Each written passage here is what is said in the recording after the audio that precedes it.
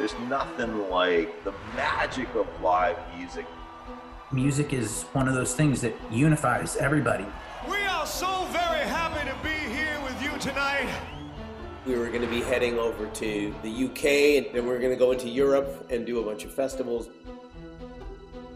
I just kept seeing 2020 as the year that was going to destroy 2019 and kill all the records. We have a show on average every other night all year long. We've consistently been one of the top 5 most attended theaters in the country. I just remember everything within like that 24 hours just canceled, and that was like the beginning of the end. Most of us have poured our lives, our money, our time, our energy, our passions into entertaining. Every day that passes, we're losing the chance to be able to save this industry.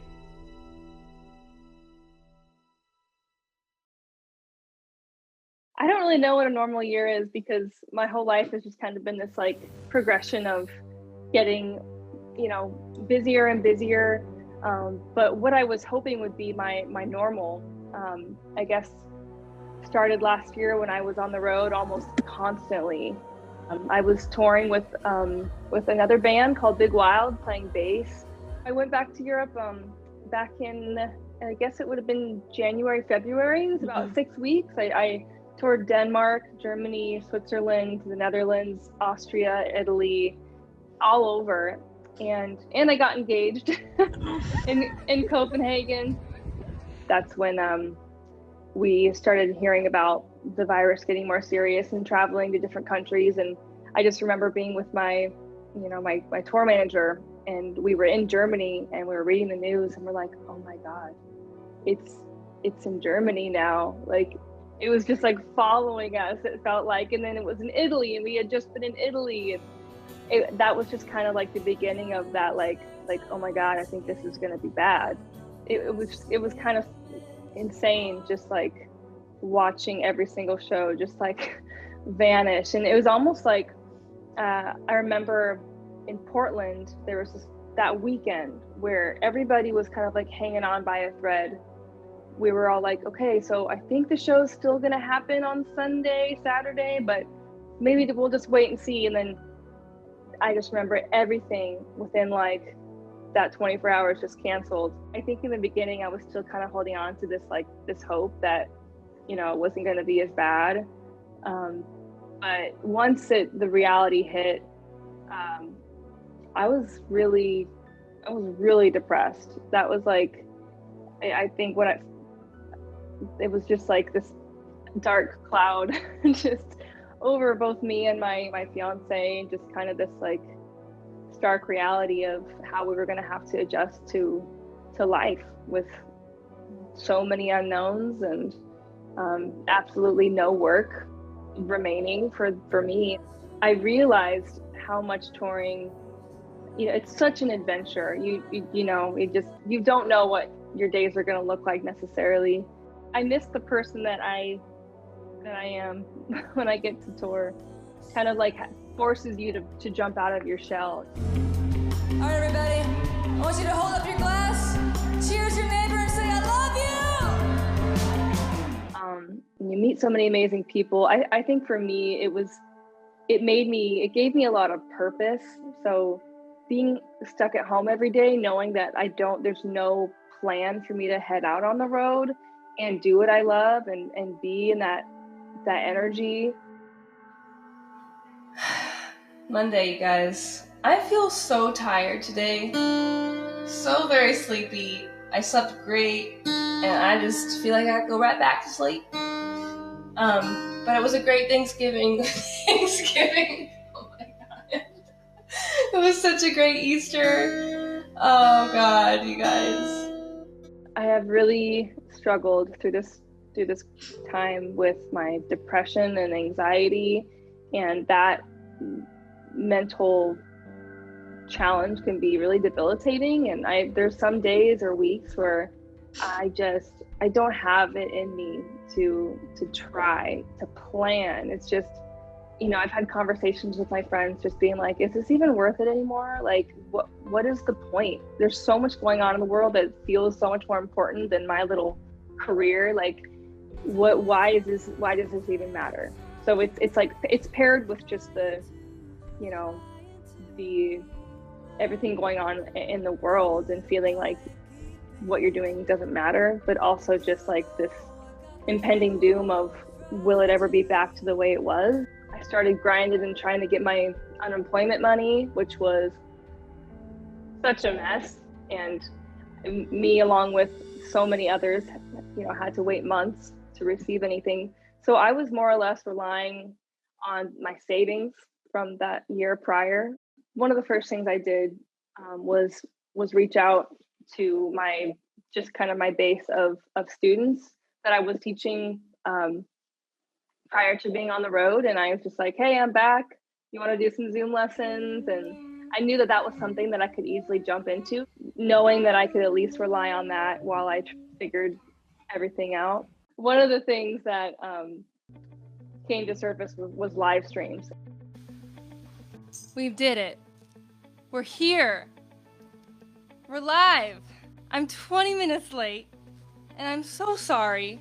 I had some major technical difficulties. And when you're doing a live stream by yourself in your basement or living room, it's hard not to be in that kind of like stressed out rehearsal mindset. I miss talking to people after shows and just having that back and forth of fan to artist. That's the toughest thing I think that we've lost. The beautiful part of all this, you know, my fiance and I started a garden in our tiny little backyard, which I was never much of a green thumb. I know that that's the thing that a lot of people did, and I think that's beautiful. I think we created like a little oasis in our backyard so that we had somewhere to go that was pretty and nice. And we got a puppy, a little golden retriever, COVID puppy. Oh, what'd you do? What?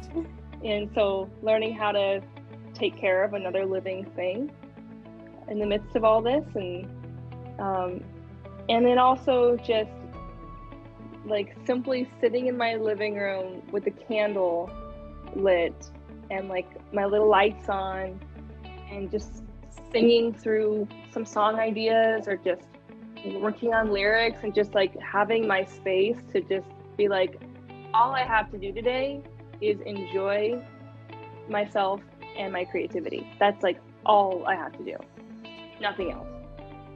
And I think it was hard to let myself do that before. I'm giving myself a lot of grace to move through my emotions and my feelings and my levels of inspiration, and I not judge myself if I'm having an off day. The main thing is to just appreciate where I'm at, even if it's like not where I'm aspiring to be yet. Appreciating the little things, appreciating the nights I have with my fiance, not taking those for granted, appreciating just being able to cook dinner, you know, be at home and just be with my family. And I think that I'm gonna continue to allow myself more grace in taking time on things and maybe not feeling so rushed, because I realize that like the world can wait. I mean, 2019 was a darn good year.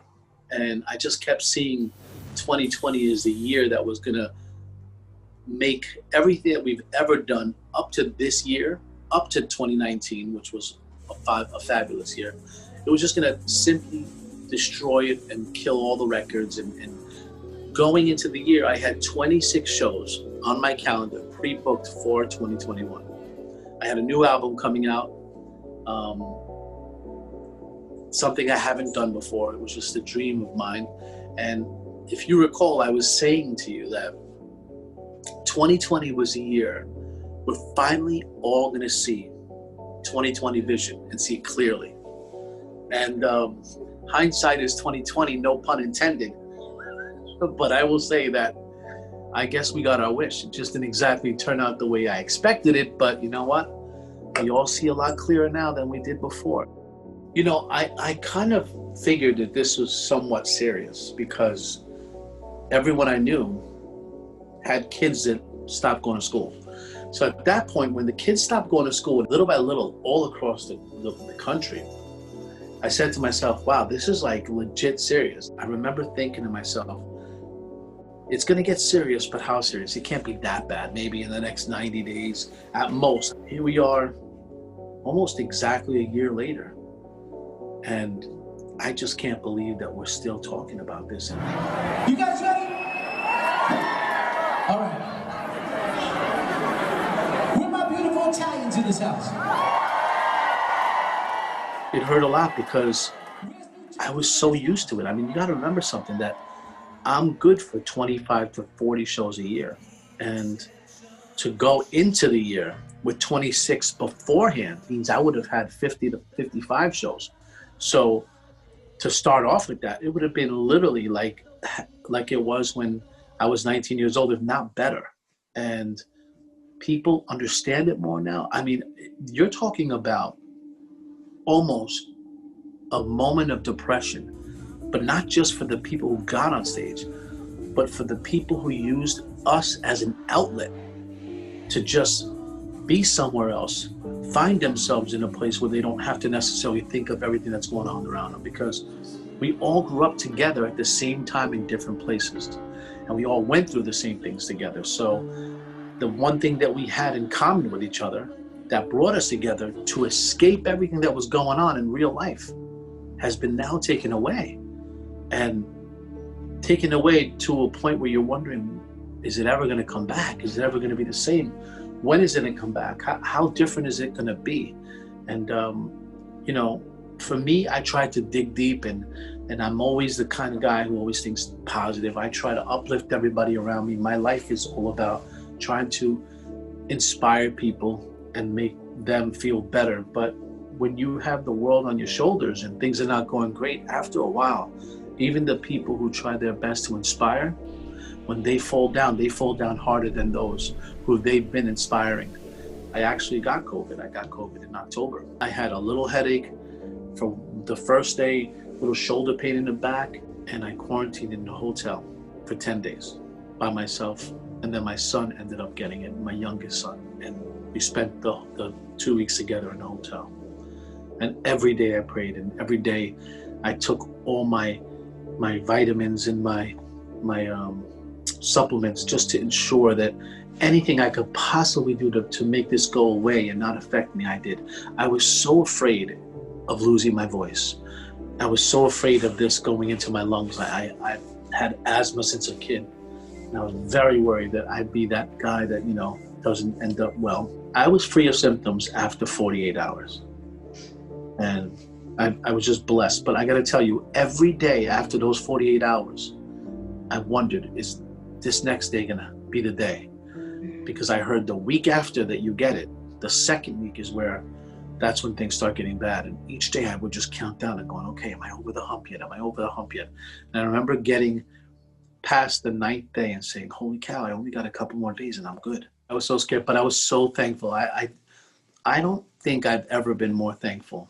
Like you're thankful for a lot of things, but you know, like I spend so much time being thankful for others. I thank God and the universe for the blessings that I have for myself and for my family and for my successes and for all that stuff. But most of my time is spent pushing the blessings out for somebody else and praying for someone else. And for me to say, please don't let anything happen to me. This just means everything to me. And then this was like, what if I lose my voice? That would be the end. I would have nothing left. And that was very depressing moment, but I stopped it really fast because I just believe that no matter what's going on, the best cure to anything is you have to believe wholeheartedly that everything's going to be okay. Your attitude is such a big part of any type of healing that exists. The only thing that I think matters right now is that if you're able to watch this right now That's something you should be thankful for. Because there are so many people that we lost. So many people. And I know we lose hundreds of thousands of people every year with, regular flus and all kinds of other reasons why people die. And nobody really knows the true definition of how and why this happened. I have no clue. It's way above my pay grade. But I will tell you that I know it's real. I can prove it's real because of what's going on around us. I can prove it's real because of the people that we've lost, the people that we looked to see on a Friday or a Saturday or a Wednesday or just a phone call every once in a while. And all of you guys, every single person that's watching this has lost somebody or knows somebody who lost somebody. This is the first time in history that the world has had to deal with something negative at one time, at the same time, all together.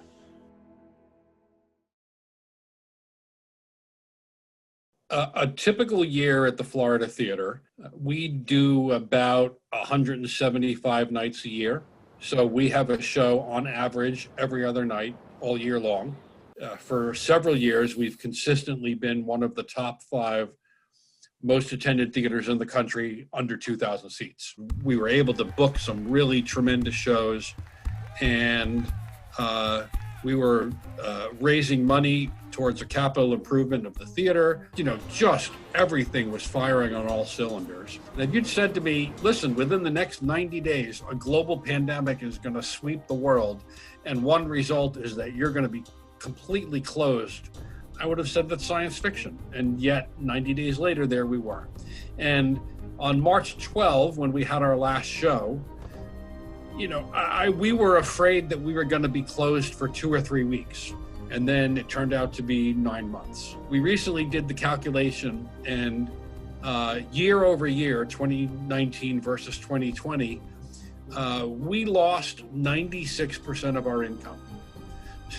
Just think about that for a second. The worst part of it is that all of those people who work shows, the stagehands, the bartenders, the security workers, the box office reps, the cleaners, all of those people have had no work all year long.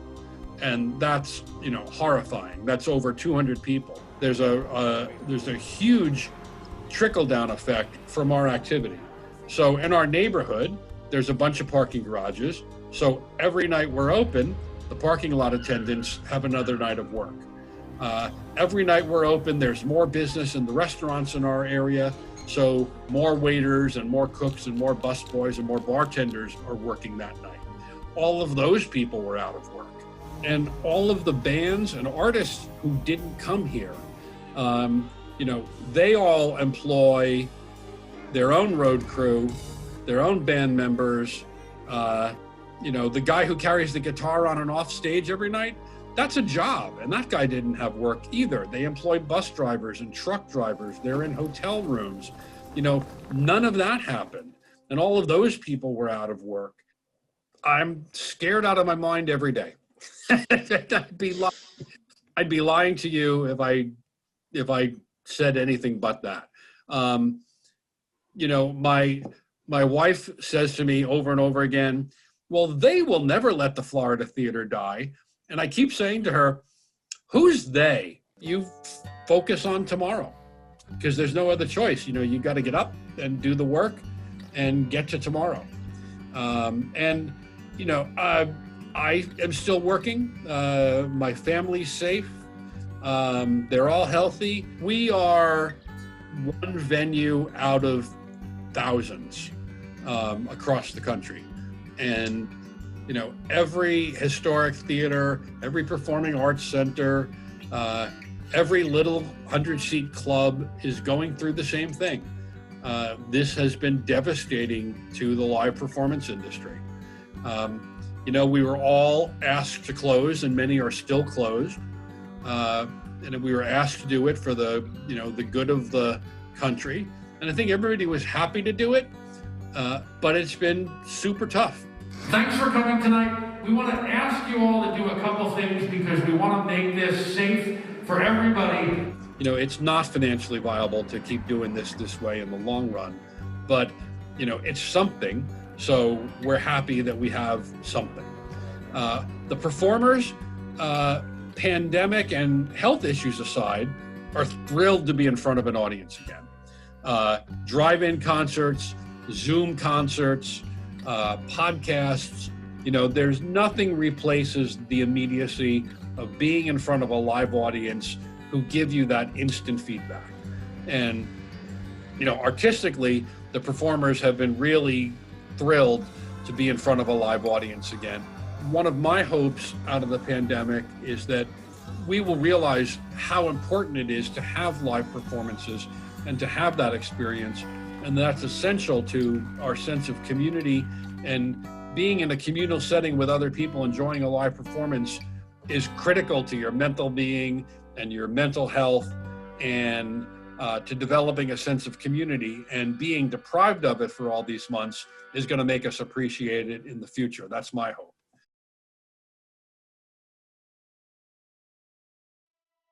So a normal year for me, I have to say, it's a really social year. I'm a social butterfly for many reasons. Like, I'm on a personal level, I just like to meet with my friends. I have a very, very good core of friends that we love to meet. We love to see each other. We bring the kids together, either without kids, with the kids, and just kind of traveling and performing, and everything I do is a social gathering.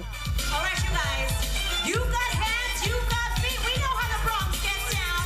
Let's see you do it. When I'm performing, I'm usually performing in concert venues or nightclubs, and I usually have 2 girls performing with me. When I even home, I have a really large family, a family of 5, and then plus 2 dogs. So, on a typical day and a typical year, my life is filled with people. I'm very rarely alone or isolated. So, COVID kind of changed the world, right? Because of everything I did just on my daily, it really impacted me.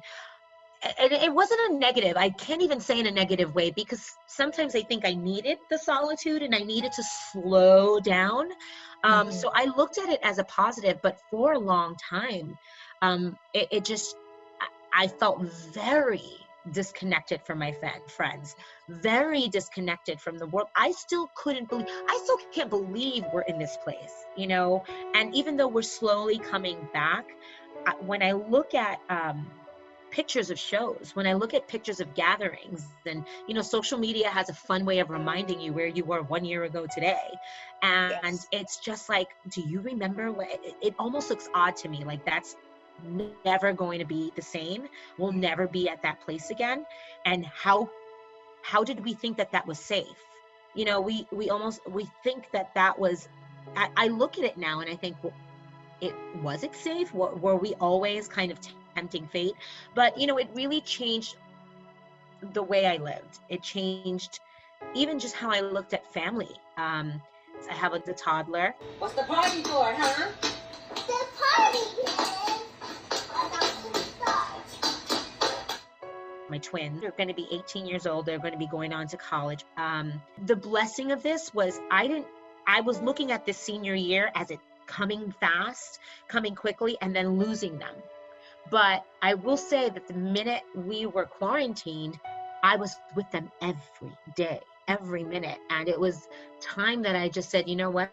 I'm not going to get this back. I'm never going to have this again. So it's almost a gift to have them near me. It really made me appreciate my home, and that's another thing, like home became your sanctuary, and either you were really grateful for it and grateful for the space, or you were like, oh my God, I'm outgrowing this really quickly. So it made me love my home. It made me utilize every little bit of my home, and it made me just have more time. I was close with my children already. I'm that helicopter parent, but I could feel them breaking away from me. And it was nice to have them nearby. It was nice to have them in here, in my home. And we were forced. So there was no fight. There was no battle. Hey all, just checking in, well-being check really at the end of the day. Just want to see how you all were doing and give you share a little bit of my morning. And you had no choice. You had to connect with anybody, and you had to work through Zooms, work through internet, work through any kind of social media, any FaceTime. You had to push through that wall to connect, you know? Even you and I are talking, you know, it's the difference of kind of sitting there and just chatting, or really, you know, talking and really getting into each other's space with that screen. Like, you just had to kind of try to create that connection without all the bells and whistles. That's what it became again.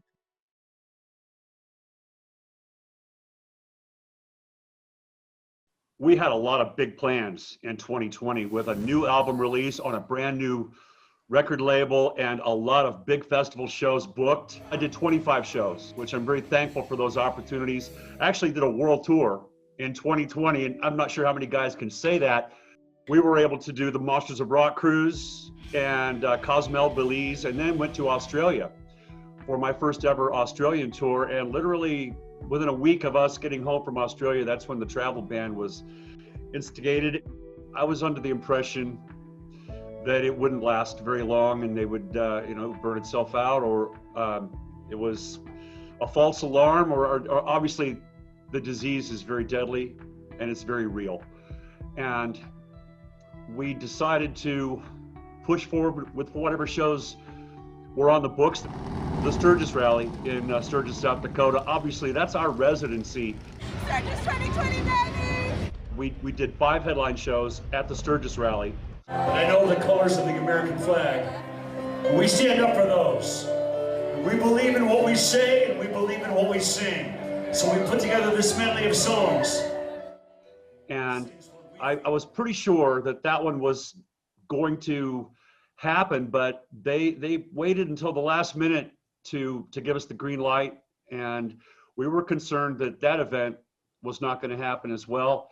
I met with the guys in my band, and we decided as a group unanimously that if the opportunity was there to play, then we were going to do that. If any one guy in my band had vetoed that, I would have respected that concern and stayed home. One very difficult aspect of this now, because I have been out there and on tour and participating in live concerts and gatherings, I have a friend who is blaming me for the death of his father. His father passed away from COVID, and it's my fault. I don't agree with his take on it, but it hurts. I've seen some very healthy people that were really stricken with this and with long-term effects. One of the toughest things about my stance, the fact that I'm not afraid to go out there and play shows, it's very tough to promote gigs, because you're inviting people to come to an event and they might be putting themselves at risk or putting their loved ones at risk. So how do I promote my shows and ask people to come see me? Hey, come check us out, come watch the show, come have a good time. It's very difficult to do that at the end of our summer run, right after the Sturgis Rally, when the band was on fire. We did a big production live stream concert online. We had 6 cameras, high def, huge production, and we had 12,000 views on that stream. It was an expensive production, but it was worth it.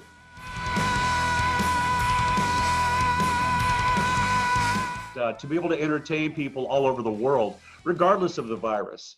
The live streaming platform is fantastic, and I love doing it. I think people are watching it on their big screen TVs with their big sound systems, and they can enjoy the show from the comforts of their own home or wherever they're at.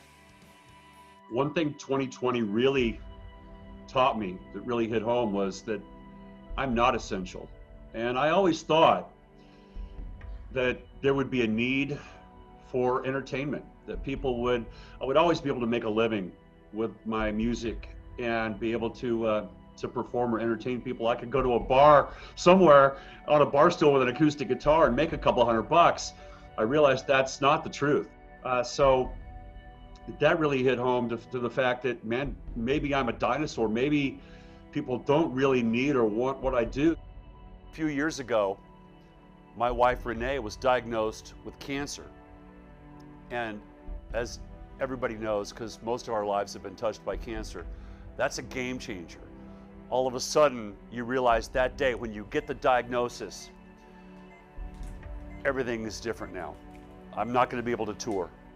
We're going to have to put an emphasis on sanitation and wipe down the remote controls and the light switches and sanitize the house, because someone with cancer has an increased immune deficiency. So we were ready for this because of her bout with cancer. I had built a platform online on the Patreon page where I started engaging my fans with live video, vintage video clips, audio, interaction, and created a live online community of my fans. It's like a tribe, or it's a family. The disease is real and it's deadly. I don't take that for granted. You gotta keep moving on. I miss all those things. I miss my hair. I miss the 80s. I miss a lot of stuff. But life goes on, and what choice do I have other than to stay positive, keep working hard, and hoping for the best? We started the year in January doing orchestral shows in Nashville, and then we carried on doing some touring, little bits here and there in February, and then in mid-March is when we had to shut down. The first reaction I really remember was, as we were out, and at the beginning of March, I started to feel like, wow, our days out here are numbered. Something is, something seriously going on, and when. And like I say, by that second week in March, you could just feel like, okay, something's going to happen any day. And then we were literally going to do a show the night of March 12th in Minnesota at a casino. And because it was a casino, everybody felt like, okay, we're kind of cool. And then all of a sudden, the governor ordered a statewide closing of anything over 50 people, I think, or 100. So we had to cancel right then. So that was the first real dose of, okay, this is real, now things are canceled. We had already had several other shows cancel already. So that was when it was like, okay, we're pulling up stakes and going home. Then there's the period of time for the next few weeks where you're thinking, well, can this really go on that long? And there was the question, immediately, like, well, what are we going to do about Europe? And then Europe went away pretty fast because of the U.S.as slow reaction to everything and poor response. So, and we had some Canada in there too, and we knew that was going away. Canada wasn't going to let us in. So again, it was a very slow realization of how long it was going to be. It took a long time to realize that it was going to be a year. I mean, after a few months, you started thinking, okay, this is real. This is going to go on a while, but we still, in the summer, were thinking there was a possibility that October could happen, and then that went away. I have noticed that a lot of people in the earlier spring, when the lockdown started happening, a lot of people were planning on lots of recording projects were starting to be planned, and I could see people thinking big. And I noticed a lot of it has kind of fallen aside. So I think one result of this shutdown is that people kind of lost their momentum and their mojo a little bit, which may not be a bad thing, because maybe it's, I kind of view this as a big pause, just a big needed pause. But I know there was a couple of people I was talking to that were like, oh, let's do this, let's do, and a lot of that's fallen through. I think it's hard to get your mind around doing too much when you're in this kind of lockdown space, and I kind of get that. On the personal level, it was great being off the road, because I had been doing it for 15 years, and being home is wonderful. I have a beautiful recording studio connected to my house, so I'm able to do anything I need to do recording wise here. So on a personal level, it wasn't bad. Being home and being in my studio was a great thing. But that's why it gets around to, like, with our crew. I mean, our crew, who, they're like family to us. And these guys aren't going to work for a year. For them, that there's a big difference. I can at least do some recording. They, their whole industry just up and left, just walked away. So that became a real big concern. Our production guy, Steven, is probably the first guy to mention something like, wow, you should think about this, as it started to look like, whoa, this is going to be long term. I think he mentioned something about, wow, what about the crew? So it got the band thinking, well, what can we do? And that's where we came up with the online auction. And we just kind of pooled our resources and thought, what can we do? And having an online auction for items that we can sell through that. We have old vintage T-shirts lying around. We have, there's a lot of stuff. So we've raised quite a bit of money, and hopefully we'll be able to, raise considerably more, because, we got 10 people basically that we're dealing with that we're trying to really take care of. I've always been a fairly introspective person, but of course this kind of takes it to the next level. And I think, you can't help but have, kind of self-examination and just, like I say, introspection on a deeper level. And I think also a real recognition of what is important and what isn't, in the big picture. I think sure makes you realize how much day-to-day activity can cloud us with a lot of things and burden us with a lot of things that aren't necessarily the most important thing in the world. And I think this kind of forced us all to address that to some extent. I think some people, I've always kind of fought with a little bit of depression, so this has been a time to really use the tools that I have to fight that. And I don't lose sight of the fact that I am lucky in all this. I have been. I've been very, very lucky. I don't think any of us could have seen coming because we've never experienced it before. But I noticed a lot of people getting, like, I say this getting knocked down, but I don't necessarily mean it in all that bad a way. Just kind of knocked down from being real motivated to just kind of backing off. And maybe that's not a bad thing. I hope we all get our engines running back up again. But I hope when we do, we have this clearer perspective and maybe do things a little more efficiently and a little more carefully. It'll be interesting to see how people are different when we come out of this. And I hope we're all very appreciative of our world when we get back to it. Developing right now, the World Health Organization is concerned about a flu-like virus spreading throughout China. We started hearing about cases in China, and then in early January, started hearing more about it. And then by mid-January, the first case in the U.S. And that's when, for me, it started to sink in. Like, we have a problem here. We have a real problem because, we're seeing this spread rapidly. And then when we got into February, we went to Mexico and performed. And when we got back, we were in lockdown mode. And that's when it really settled in and made me realize, okay, this could be life-altering and life-changing. And I knew in the back corners of my mind it was going to, of course, affect the music industry, and not just the world, but since I'm a musician, my first thought was, okay, we're not going to be touring, this year, most likely. And that's my livelihood. Our livelihood, has been altered, and we've had to figure out ways around it. And I started to feel like, okay, we're not touring. We were supposed to be at Sweden Rock Fest, and we were supposed to be at M3, and we were supposed to be here and there, and all of a sudden we weren't. And then I could feel the effects of COVID. Our lives are at stake here because your livelihood is your life. If you can't work, if you can't eat, you're not going to survive. You have to be able to work. You have to be able to eat and pay your bills and continue on.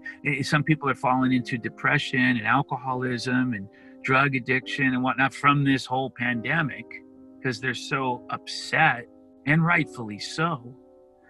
But, there has to be a way around it. And I think so much of it starts here, how you think. You can either be really negative or you can be really positive, right? And no matter what the circumstances are, there's always a way to rise above those circumstances, always. First of all, I want to let you know I'm thinking of all of you guys. I think of you often. I think of you daily. And I hope, my thoughts always are, I hope everybody out there that follows what I do, follows what the band does, I hope that you all are truly safe and healthy.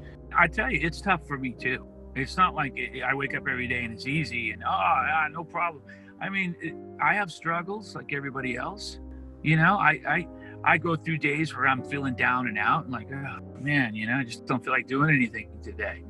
You know, I'm a little depressed, or, you know, I'm worried about tomorrow. You know, I mean, I go through that too, but I'm always going to try my best to drive around it. I booked all of 2021 already.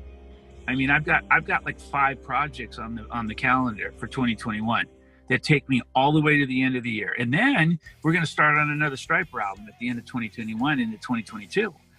So it's just the way Lisa and I, my wife, the way we think long term. We don't just think about today. We think about tomorrow and the next day. And then, and a lot of people say to me, gosh, how do you do that? How do you book next year? It's like, it's just how I'm built. I think subconsciously I've been taking on more work because I might be a little fearful that there won't be any work. Which it isn't going to happen. That's just my own, you know, personal battle in the back corners of my mind. But I mean, if you look at my calendar for 2021, it is filled up, literally filled from January to December. And I look at it and I get overwhelmed and I think, oh man, it's a lot of work. Oh my gosh. But I'm grateful for the work. Don't waste a day. I mean, and we've all done that. We've all wasted time and days. It's one thing to take a vacation and you got to do that and clear your head, but it's a whole other thing to just sit around and waste your life away because of fear or because you think you can't do it or what have you. You can do it.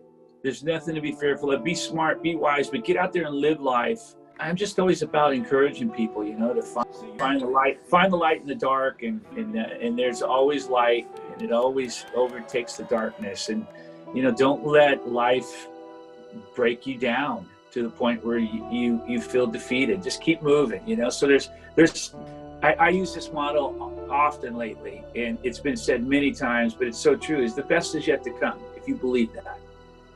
You know, cling to that, hold on to that. And there's so many great things that are coming our way. We don't even know about. We haven't seen it yet, but it's coming. Anybody here ever seen Striper before? Who's never seen Striper before? This is the first time, right? Well, I'm glad you guys are here, man. Thanks for hanging for our set. I think what's going to happen is when we go out to play for real live, that's going to be a shock to the system. You know, it's going to feel good, but I think it might take some getting used to after a few songs. Like, oh my gosh, this is different. You know, the people are here and they're making noise because we're getting so used to this new way of doing things.